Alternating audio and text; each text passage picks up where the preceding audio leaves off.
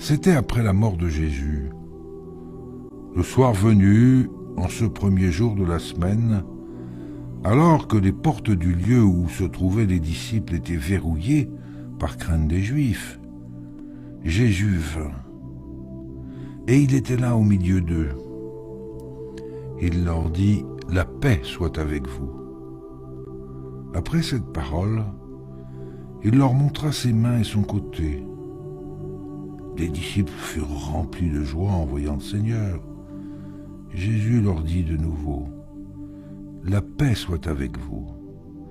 De même que le Père m'a envoyé, moi aussi je vous envoie. » Ayant ainsi parlé, il souffla sur eux et il leur dit « Recevez l'Esprit Saint.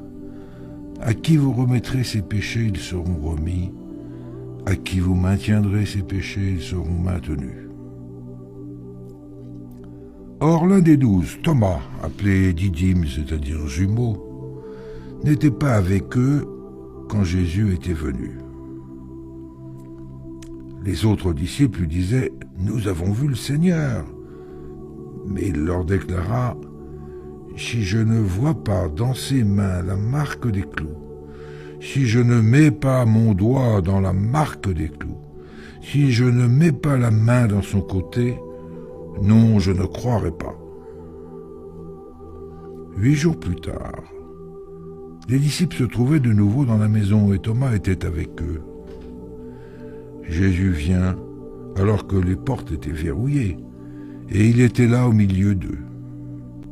Il dit « La paix soit avec vous. » Puis il dit à Thomas « Avance ton doigt ici et vois mes mains.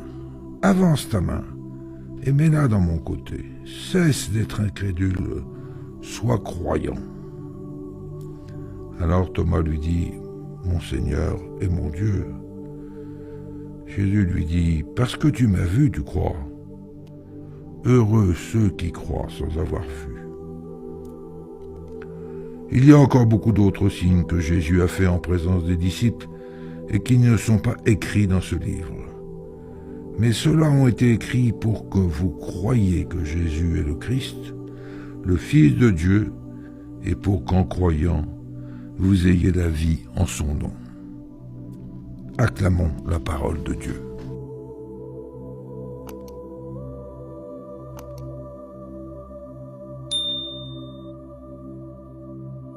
Le tombeau